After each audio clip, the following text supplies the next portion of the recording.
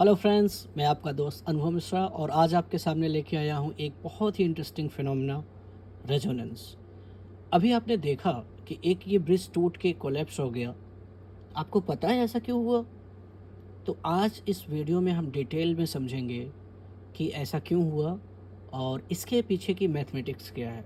आपने जनरली पढ़ा होगा फिजिक्स में कि रेजोनेंस एक ऐसी वजह है जिसको हिंदी में अनुनाद भी कहते हैं, जिसकी वजह से ब्रिजेस टूट सकते हैं। इसलिए लोग अवॉइड करते हैं कि ब्रिज पे कदम ताल करके मिलिट्री वालों को न चलने को कहा जाता है, ताकि उसमें ऐसी फ्रीक्वेंसी में कंपन ना हो जिससे कि उस सिस्टम में रेजोनेंस आ जाए। अभी मैंने एक मशीन लगाया जो कि येलो कलर का आपको ये दिख रहा है ये, और इसमें एक इम्बैलेंस मास है, देखिए रेड कलर का। तो इसके रोटेट होने की वजह से इसमें एक ऑसिलेटरी फोर्स लगा इस पिलर में, स्पेशली जो मिडिल में था। और जैसे ही इसके ऑसिलेशन की फ्रीक्वेंसी आपके इस पिलर की नेचुरल फ्रीक्वेंसी के बराबर हुई, वैसे ही ये पुल टूट के बिखर गया।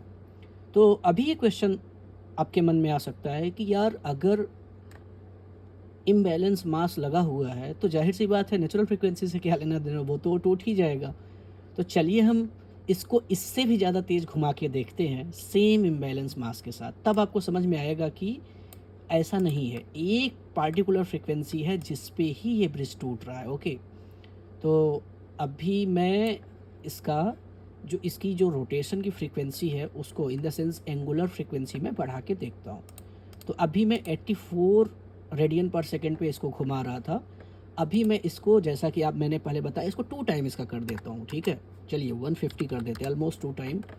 बहुत तेज़ी के साथ घुमा के, दुगनी स्पीड से घुमा के देखते हैं कि क्या ये टूटता है। चलिए लेट्स वॉच। अरे, ये तो सरवाइव कर गया। इवन आप देख भी रहे हैं ये ज़्यादा तेज़ी के साथ घूम रहा है, बट स्टिल ये ब्रिज आपका सरवाइव कर गया। तो आपके मन में क्वेश्चन आता है कि चलो कम करके देख लेते हैं फ्रीक्वेंसी, वो भी चलो करके देख लेते हैं। तो मैं एंगुलर फ्रीक्वेंसी इसकी कर देता हूँ 50, ठीक है, जो कि नेचुरल फ्रीक्वेंसी जो 84 है उससे कम है। अभी इसको हम घुमा के देखते हैं। चलिए, अरे ये तो अभी भी सरवाइव कर गया। इन द सेंस एक फ्रीक्वेंसी रेंज है जो कि है 85 के करीब। ओके, उस पे ही ये ब्रिज कोलैप्स हो रहा है, जो कि मैं फिर दिखा रहा हूँ आपको। ये है 84। ओके, अभी इस पे घुमा के जैसे ही मैं इस पे इसको ऑसिलेट करूँगा ये सिस्टम, वैसे ही ब्रिज आपका कोलैप्स हो जा रहा है। तो इस पूरे फिनोमेना को समझने के लिए हम इस मास स्प्रिंग डैम्पर सिस्टम का एक मॉडल, आपको लग रहा होगा कि मैंने एक हाइपोथेटिकल बना दिया है। ऐसा इसलिए बनाया है क्योंकि ये बहुत ही कॉम्प्लेक्स स्ट्रक्चर्स होते हैं, but you guys are familiar with mass spring damper system. जैसे कि आप देख के समझ सकते हो, उसका मॉडल भी आपने बनाया है, अपने 12th में भी आपने बनाया हुआ है, या बीटेक आप कर रहे हो या कुछ भी टेक्निकल कोर्स किया आपने, तो जनरल सी बात है, इसका मॉडल आपने बनाया होगा।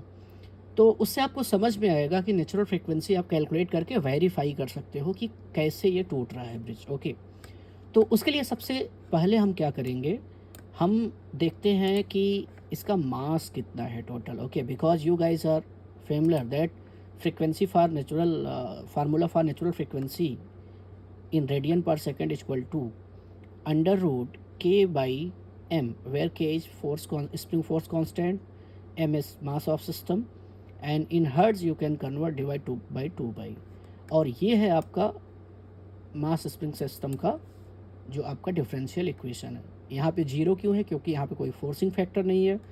बाद में मैं ये फ्री वाइब्रेशन होता है, मैं अभी बताता हूँ आपको, लेकिन आप ये समझिए कि ये फार्मूले के लिए हम यहाँ पे आए हुए हैं। ओके, इससे हम कैलकुलेट करेंगे और वेरीफाई करेंगे। तो चलिए हम देखते हैं। हम आप जल्दी जल्दी आप जितने भी मासेस हैं उनको कैलकुलेट कर लो। तो आपका ये है 0.78 kg, फटाफट आप कर लो। इसको हम कैलकुलेट नहीं करेंगे क्योंकि ये फोर्स जनरेट ही कर रहा है। रोटरी डिस्क, इसका वेट है 0.185।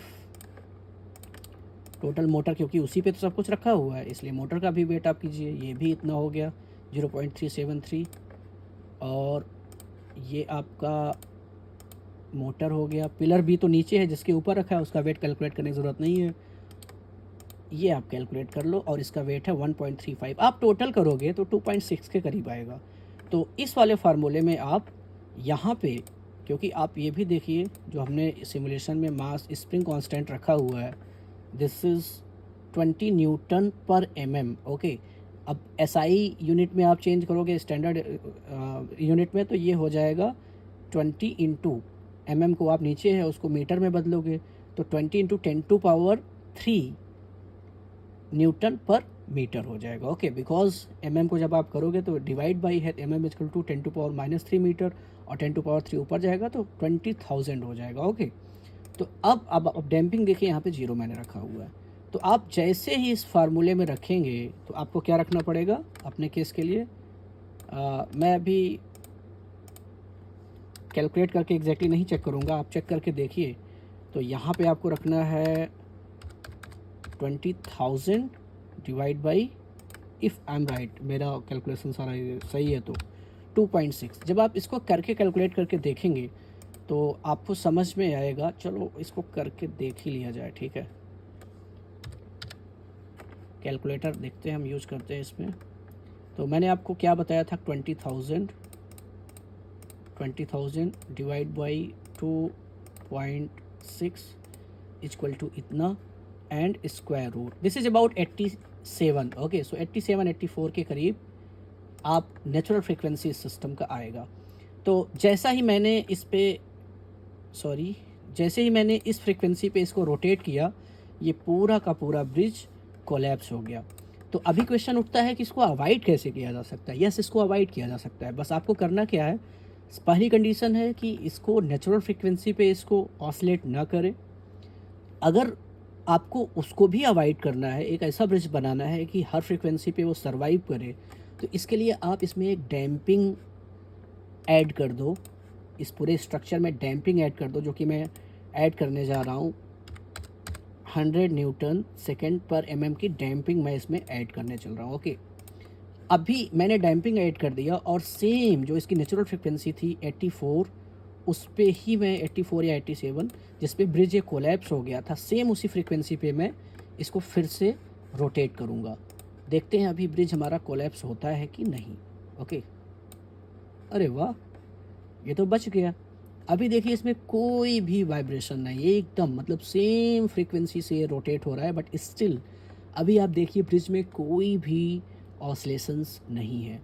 तो मैंने इसकी मॉडलिंग भी की है डिटेल में, पूरी इसकी मैथ्स हमने लिखी हुई है। अगर आप इंटरेस्टेड हैं उसकी मैथ्स को समझने में, ये सिस्टम मैथमेटिकली कैसे मॉडल किया गया और इसको मैटलैब में कैसे कोड करना है, ये सारी चीज़ें, तो मैं आपको नेक्स्ट वीडियो में, क्योंकि ऑलरेडी 9 से 10 मिनट का वीडियो हो गया, तो ऑलरेडी नेक्स्ट सेशन में आपको मैं एक्सप्लेन कर सकता हूँ अगर आप इंटरेस्टेड हो तो। अगर एक भी कोई हमारा सब्सक्राइबर हमारे कमेंट में ये बात बोलता है कि उसको मैथमेटिकल मॉडल समझना है, जो कि ये स्क्रीन पे मैंने बनाया हुआ है पूरा, ये आप देखिए, तो मैं उसको, जाहिर सी बात है, ये पूरा मैथ्स उसको समझाऊंगा, जिसमें कि इनिशियल बाउंड्री कंडीशन क्या होती है और homogeneous, non homogeneous, complementary function, particular integral and steady state and transient state, वो सारी चीज़ें मैं डिटेल में बताऊंगा। तो उसके लिए हमें एक क्लास और इसको पढ़ाना पड़ेगा, बट उसके लिए ज़रूरी है कि कोई मुझे इंटरेस्ट तो दिखाए एटलीस्ट। तो अगर कोई इंटरेस्टेड हो तो प्लीज़ कमेंट में आप हमें ज़रूर बताइए। Thank you for watching this video. Please अगर आपके पास कोई सजेशन है इसको इम्प्रूव करने का तो हमें आप दे सकते हैं। और प्लीज़ आपसे रिक्वेस्ट है कि इन वीडियोज़ को मैं काफ़ी वेरीफाई करता हूँ मैथमेटिकल मॉडल से, तो प्लीज़ आप चैनल को सब्सक्राइब करिए। और कोई अगर स्टूडेंट्स है, कोई स्पेशली आपकी नज़र में, तो उसको ज़रूर बोलिए, क्योंकि उसको ये मतलब एक अलग व्यू दे सकता है मैथमेटिक्स का। क्योंकि मैथमेटिक्स को मैं कोशिश कर रहा हूँ कि फिजिकल सिस्टम में कैसे मैथ्स काम आती है, वो मैं बताने की कोशिश कर रहा हूँ। Thank you again. Little request, please like, share and subscribe. ये मुझे मोटिवेट करता है ऐसे ही और कंटेंट बनाने में, क्योंकि आपको पता है ये 9-10 मिनट का वीडियो, इसको बनाने में मुझे काफ़ी टाइम देना पड़ा है। Okay, so thanks.